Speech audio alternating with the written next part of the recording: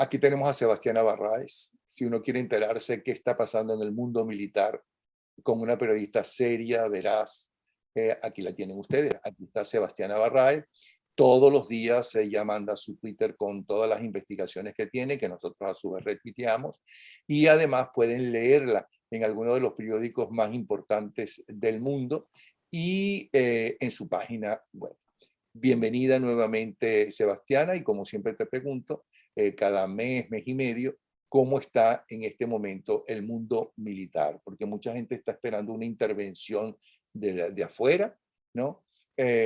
Otros que renuncien, otros que por votaciones van a salir. Yo pienso que, tal y como está la situación en el país, se necesita fundamentalmente gente del mundo militar para salir de esta crisis, ¿no? Que también, yo no estoy diciendo que no con civiles, sino que los militares son sumamente importantes. Y creo que la dirigencia civil en líneas generales tiene poco contacto con ellos. ¿Qué dice? Y bienvenida, Sebastiana. Gracias, don Napo. Un saludo para ti y para la audiencia. Lo que está sucediendo en la Fuerza Armada, que cada vez se ha ido, digamos, profundizando la situación de crisis que vive la institución castrense. Uno asiste, digamos, como espectador, en este caso, de lo que sucede en esta institución y la verdad es que, además de lamentar lo que progresivamente va sucediendo, pues lo único que espera es que Venezuela pueda recuperar a una Fuerza Armada sólida, fuerte, que retome su sentido, su razón de ser y que cumpla con la Constitución, que por lo menos en lo que a las funciones esenciales se refiere, como es la defensa del territorio y la soberanía. Ahora, ok, esos son esperanzas y deseos.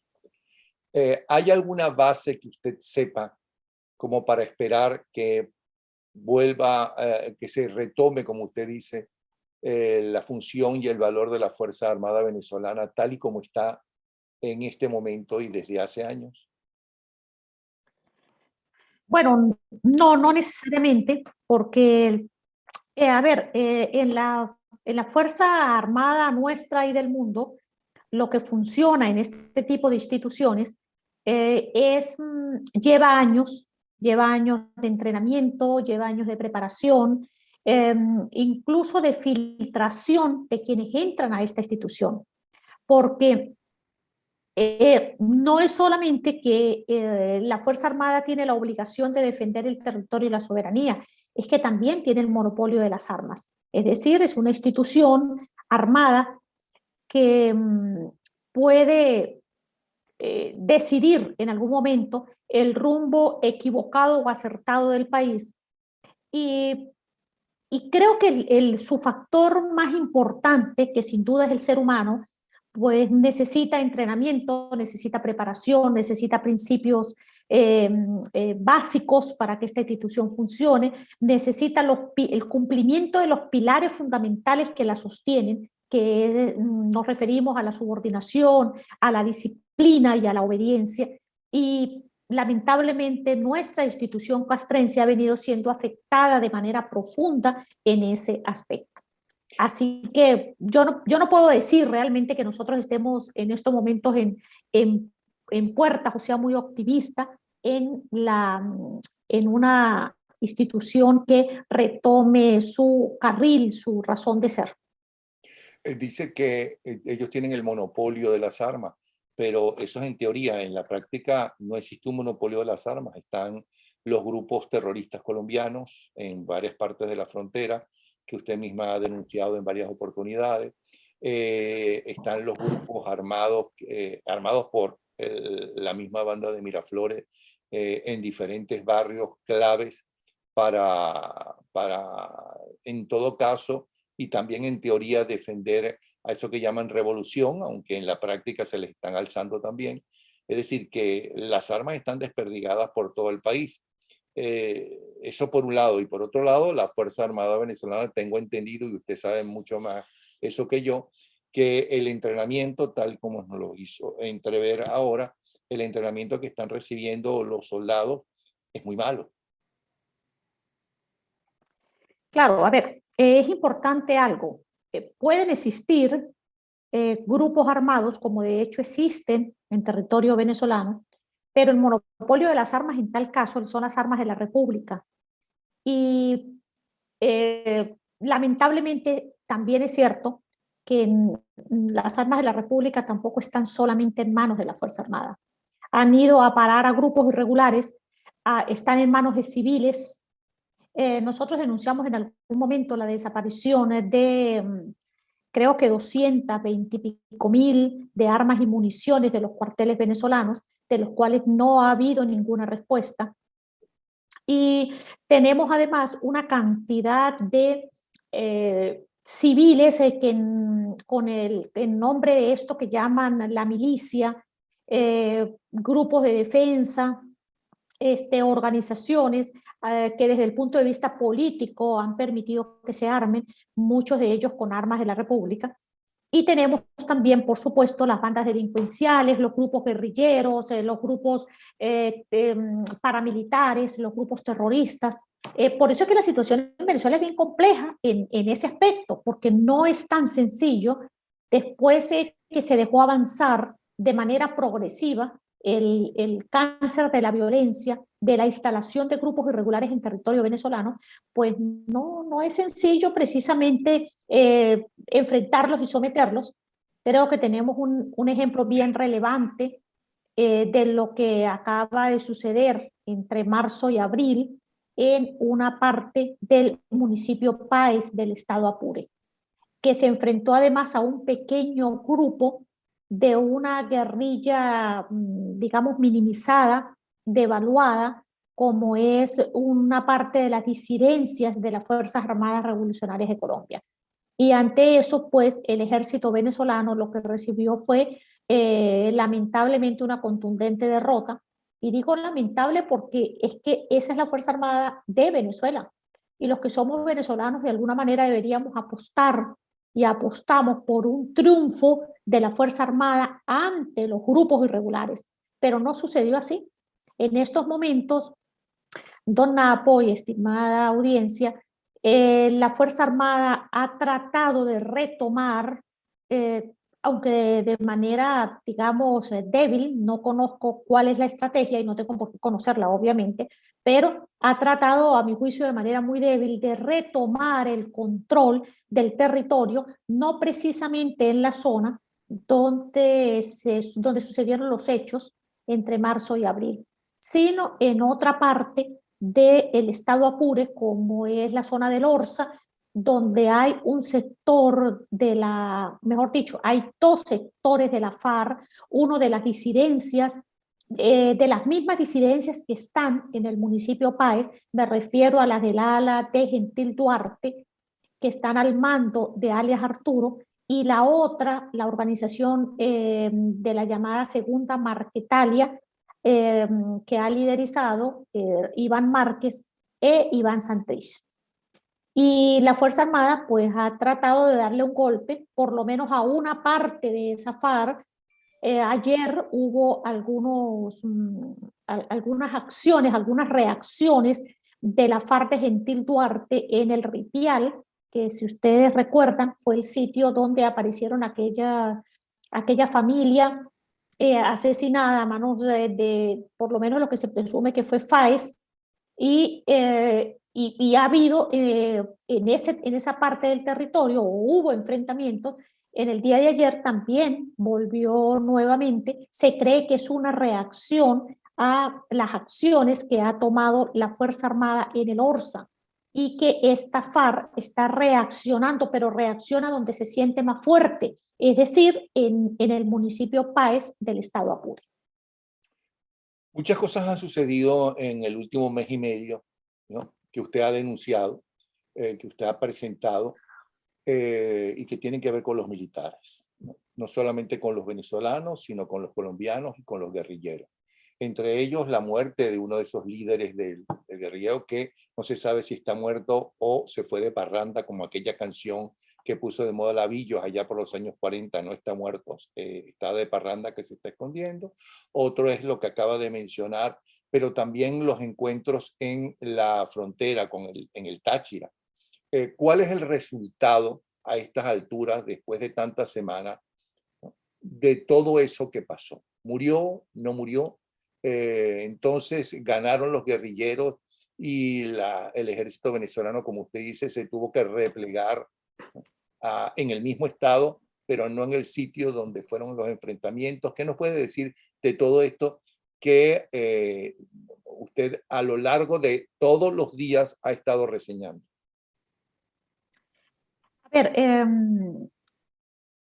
yo no quiero parecer grosera, pero la verdad es que me parece irrelevante discutir si Jesús Santrich está vivo o no. Y digo que es irrelevante porque me imagino que él le dolerá a su grupo, le dolerá a su familia. A mí particularmente me importa muy poco. Y digo que es grosero porque cada quien tiene sus dolientes, pero a mi juicio es irrelevante que este personaje, como cualquiera otro de esas organizaciones guerrilleras que han violentado, han ocupado nuestro territorio, han asesinado a militares y civiles, han usado armas nuestras, han creído que son los dueños de nuestro territorio, pues termina importándome, la verdad. Así que creo que más importante y relevante es lo que ha venido sucediendo entre nuestro país y la Fuerza Armada venezolana y el régimen venezolano ante la Fuerza Armada colombiana y el gobierno colombiano. El día... Perdone que le interrumpa, y las recientes declaraciones de Duque pidiendo a los Estados Unidos que se declare Venezuela un país terrorista exactamente por el apoyo a los grupos terroristas colombianos.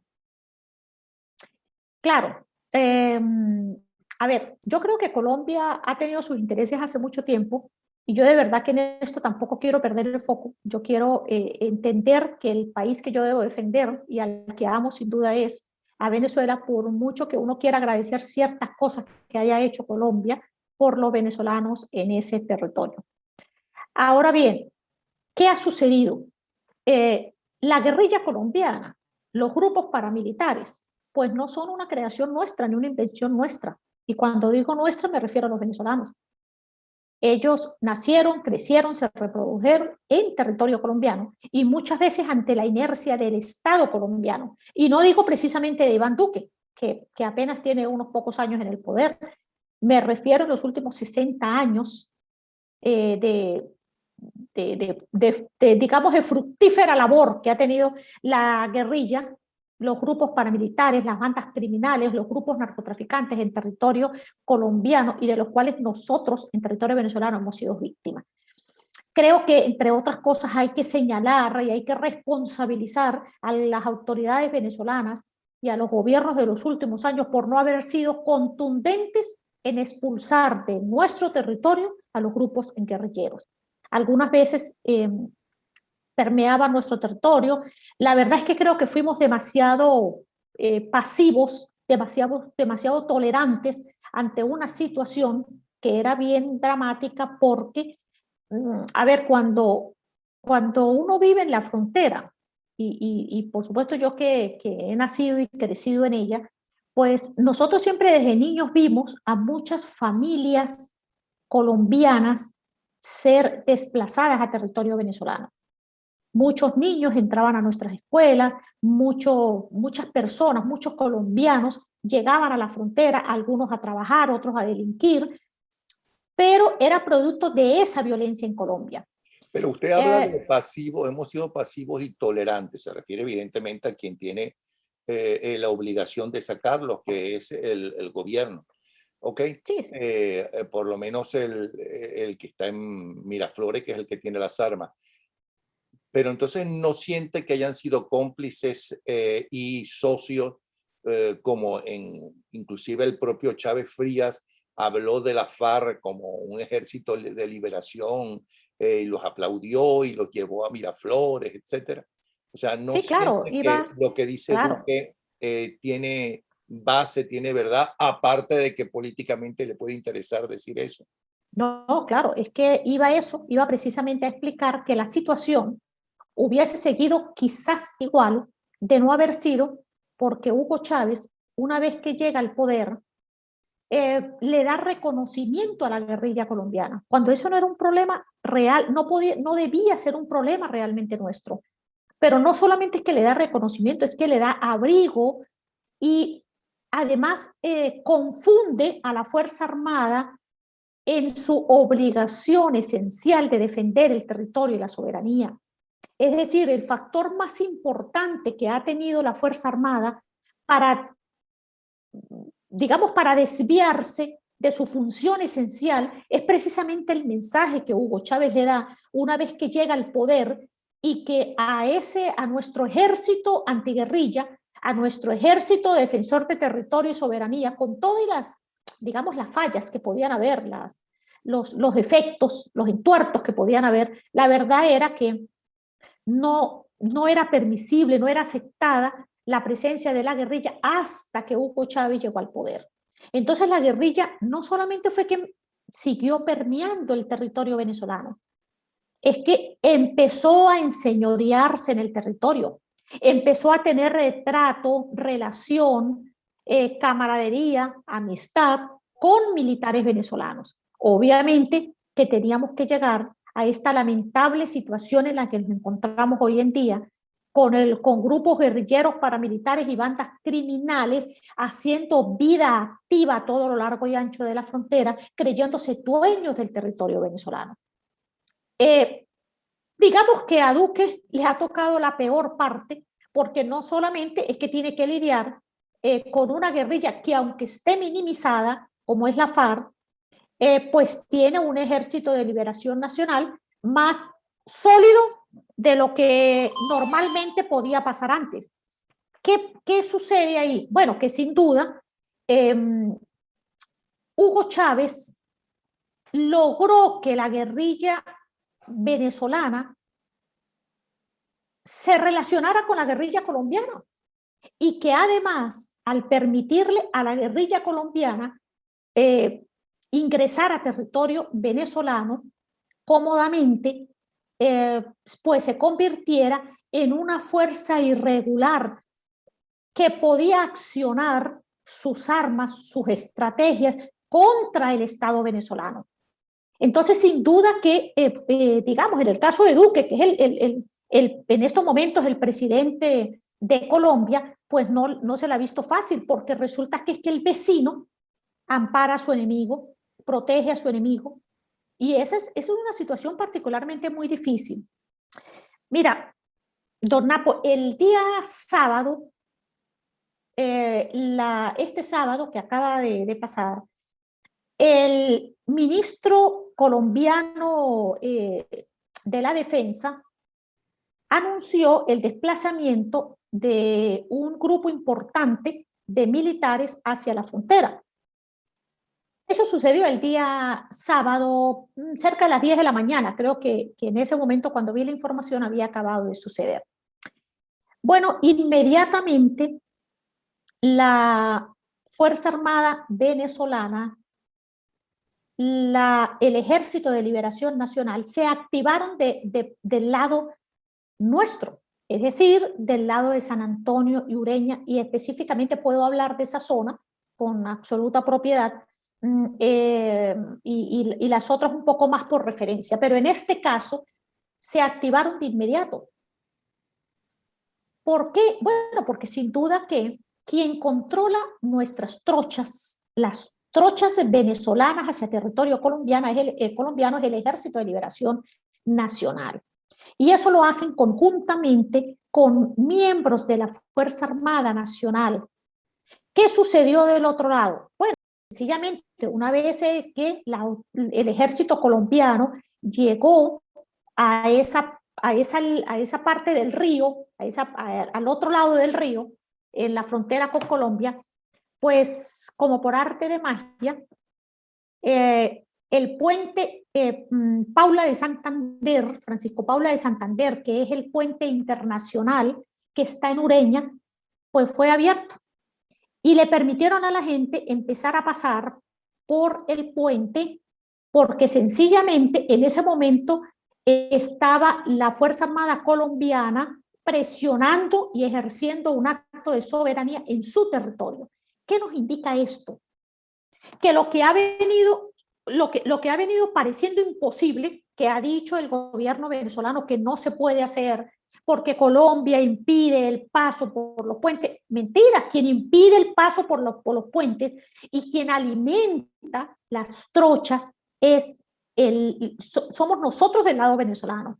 Es decir, es la guerrilla colombiana, es el ejército venezolano, la Guardia Nacional venezolana, las autoridades venezolanas. El día sábado, pues hubo una especie de situación atípica, totalmente atípica, y a la gente le permitieron tranquilamente pasar por el puente y hubo todo un movimiento y toda una expectativa por la presencia de esos militares colombianos del lado del territorio de Colombia. Nosotros tenemos una situación que además es bien, digamos, bien sui generis, bien particular, porque la población venezolana sigue pasando hacia Colombia.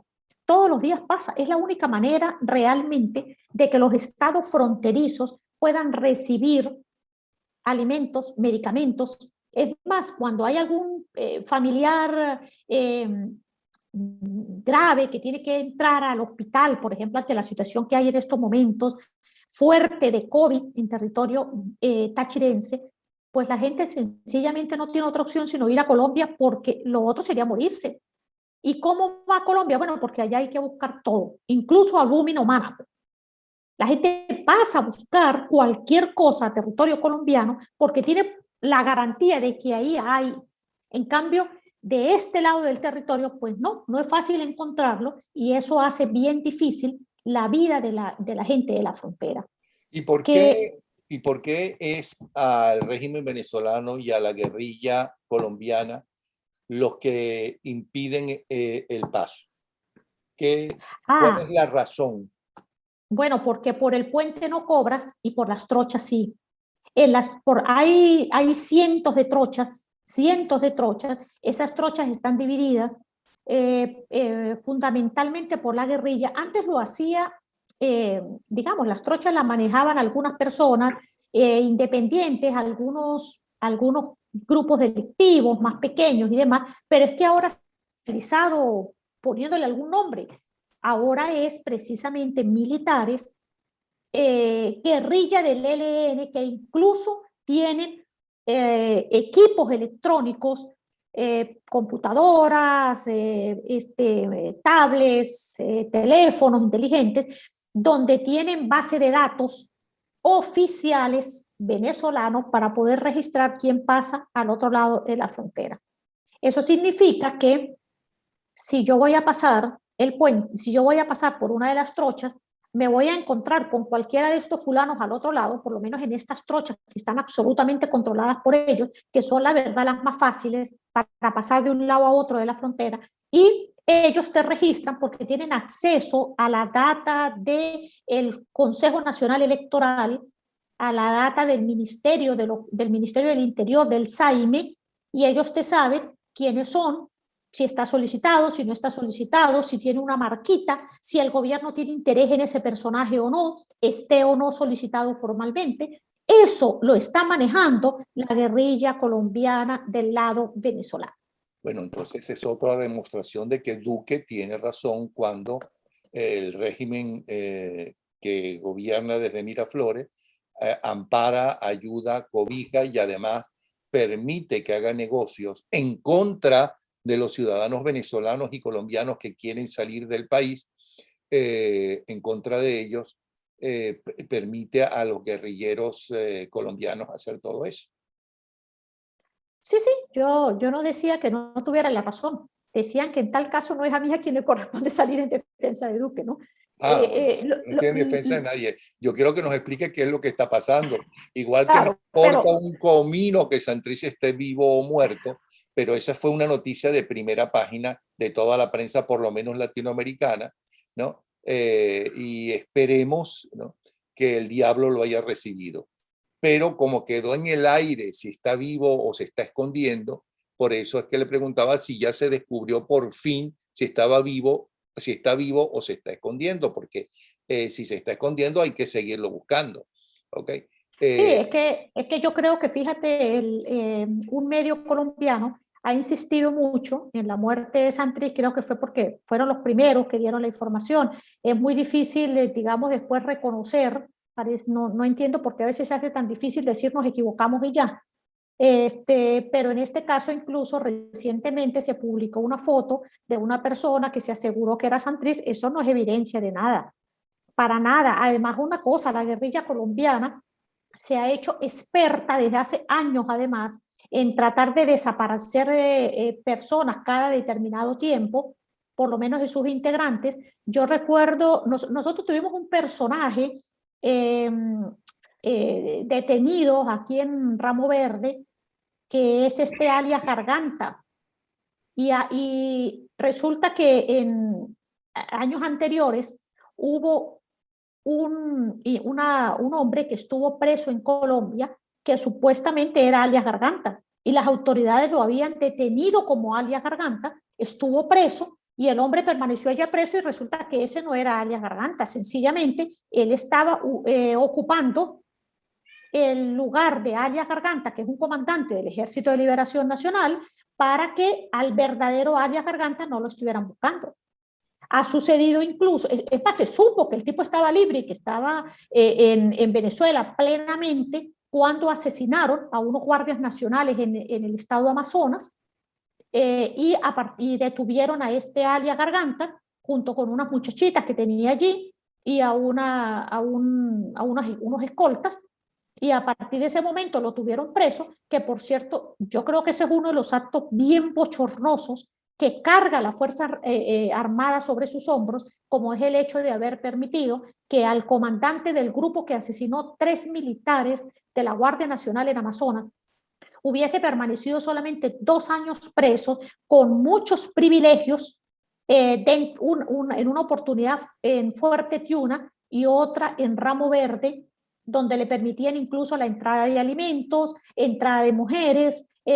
Tranquilo, el hombre hacía hasta barbacoas allá al estilo norteamericano, y le daba a los otros presos, se hizo amigo de los militares, comía con ellos, recibía importantes remesas de alimentos, y lo iban a visitar, y lo iba a visitar la familia que venía de Colombia cada mes o algo así. Y después salió tranquilamente 2 años después, sin que haya tenido que pagar por el asesinato de esos 3 militares venezolanos. Okay. Y no más bochornoso que la Fuerza Armada Nacional esté aliada, defienda y hasta haga muchos de sus miembros un negocio con los mismos grupos de terroristas que mataron a sus compañeros durante tantas, por lo menos las últimas 2, 3 décadas, ¿no? Le cortaban la garganta y le sacaban la lengua por la garganta. Es decir, es que es algo inaudito lo que estamos viendo, lo que está viviendo. Claro, porque fíjate, pero lo que pasa es que esas son como las nuevas generaciones de la Fuerza Armada, las que han venido recibiendo una historia distorsionada, distinta. Por ejemplo, yo la otra vez discutía con un oficial, discutía o polemizaba, mejor dicho, porque él argumentaba que no es que ellos fueran amigos de la guerrilla, era que sencillamente la guerrilla eran aliados estratégicos ante los Estados Unidos. Entonces, o sea, uno tiene que llegar como a la conclusión de que qué absurdo que un oficial haya tenido que ganarse unos soles para finalmente llegar a una conclusión de esas. Y digo que es lamentable porque más allá de lo que uno puede reconocerse antiimperialista o no, la verdad es que resulta lamentable que entienda que no son, que son antiimperialistas para los Estados Unidos, pero no son antiimperialistas para Rusia, por ejemplo. Que nosotros hemos podido, desde el punto de vista de Fuerza Armada, tener mayor preparación, mayor facilidad, incluso recibir tecnología y armamento de punta de parte de los Estados Unidos. Y la verdad es que Rusia muchas veces lo que nos ha vendido ha sido chatarra. No toda, pero nos ha vendido es chatarra y no precisamente nos ha legado tecnología. Lo que ha sabido es aprovecharse de las riquezas venezolanas. No quedó muy claro, aunque entiendo que hay pocas esperanzas, de tal y como está el Ejército Nacional pueda cumplir con su juramento ante la Constitución de defender el territorio y defender sobre todo a los habitantes de ese territorio, tener capacidad o poder hacerlo, aunque como usted dice tiene el monopolio de las armas. Si es que realmente no pensamos que el ejército tiene una organización piramidal, o sea que si los que están arriba, ¿no?, están al servicio de Cuba y el narcotráfico, poco se puede esperar de que los de abajo puedan alzarse o puedan estar armados, porque evidentemente los van a desarmar en el momento que sienten que es peligroso, o estoy muy equivocado. Bueno, sí y no, porque también hay una realidad. La Fuerza Armada ya no tiene precisamente la estructura piramidal. Más allá de lo teórico, en los hechos no es así. Y eso se evidencia porque la estructura piramidal, entre otras cosas, la hace la organización militar, la ocupación militar de acuerdo a los comandos, a las unidades militares, y ya eso no es así. Hoy en día, por ejemplo, tenemos una cantidad de generales de división, que es lo que acaba, por ejemplo, de hacer Maduro en julio, de ascender más militares, más generales de división en el ejército que generales de brigada. Y eso es absurdo, o sea, eso precisamente rompe la estructura de la Fuerza Armada. Creo que él hizo ahorita recientemente una cantidad de cambios que demuestran la continuidad de algo que él hizo el año pasado, que yo en ese momento explicaba muy bien. Yo creo que él ya se siente cómodo con la Fuerza Armada, garantiza que el general Padrino López ocupe el cargo porque es como la persona que se mantiene bien aceptada, que es una persona a la que le tienen cariño sus compañeros, aunque no haya realmente una ascendencia y liderazgo fuerte de oficiales como ocurría, digamos, en años anteriores o en décadas anteriores. Maduro ha venido ubicando en el alto mando militar a ciertas figuras que ha ido digamos, filtrando de la SODI, las REDI, y las pasa al alto mando militar. Y ha sido una jugada interesante, porque yo creo que en los últimos 3, 4 años ha sido bien interesante lo que ha hecho, incluso cuando ha ascendido a destiempo o fuera de tiempo, fuera del 5 de julio, asciende en diciembre, que antes se hacía de manera muy, como si fuera demasiado necesario en algún momento, ascender a algunos. Él ahora lo hace de manera más reiterada, decide además reventar esa estructura superior con una cantidad de generales en jefe, de mayores generales. No hay plazas para ubicar a toda esa cantidad de generales de división, generales de brigada. Entonces, lo que les da es cargos administrativos y trata de mantenerlos ahí en un por si acaso. Por si acaso le falla el alto mando militar o la mitad del alto mando militar tenga con quién sustituirlo, de manera que parezca normal dentro del ascenso que se da en esa estructura de la Fuerza Armada. Creo que por eso es que nombra una cantidad de oficiales en cargos irrelevantes, mantiene a otra cantidad importante en sus casas sin cargo, y cada uno de esos militares, que entre otras cosas, por cierto, no pueden salir del país, sin permiso establecido. Algunos pues sencillamente tienen el país como una especie, como una gran casa por cárcel, porque no les está permitido moverse. A otros incluso no les permiten la comunicación con sus familiares cuando ellos viven, por ejemplo, en los Estados Unidos o Canadá. Entonces, yo creo que Maduro ha venido jugando algunas piezas dentro de la Fuerza Armada para ir recomponiendo ese alto mando militar que tiene hoy en día, que lo viene arrastrando desde hace más o menos 3, 4 años. No es inesperado, no fue que de repente se le ocurrió y los cambió a última hora, ¿no? Lo ha venido haciendo de manera pensada, incluso los mueve muchas veces de una SODI a otra, de una red a otra, mientras los coloca bajo observación para ver si les permite subir un rango más elevado y que no se conviertan en un peligro para él. Entonces, hay poco que esperar, ¿no? Aunque nunca se pierden las esperanzas de la Fuerza Armada. Sí, bueno, no sé qué significa eso de esperar, no sé qué espera Bueno, de que la Fuerza cumplan con la Armada. Constitución y defiendan al pueblo venezolano y defiendan la nacionalidad, ¿ok? Y estén en contra de los regalos de Cuba y de la presencia donde no deben estar los militares cubanos. Y Ramiro Valdés, entre otros. Claro, el problema es que la Fuerza Armada está tratando de sobrevivir. Por eso. Y si la Fuerza Armada está tratando de sobrevivir, está tratando como de autodefenderse, pues es poca las esperanzas de que uno pueda suponer que tiene la capacidad, la fortaleza, la preparación para poder asumir grandes batallas o guerras por el cumplimiento de la Constitución. Yo creo que la Fuerza Armada está tratando de sobrevivir, está tratando de no desaparecer, está tratando de no disolverse, de no quedar aniquilada o de no terminar resultando ineficiente en los hechos. Sí. Bueno, de verdad que como siempre, interesantísimo escucharte, ¿ok? Y seguirte a través de los tweets diarios y de las informaciones que das y de los artículos que escribes.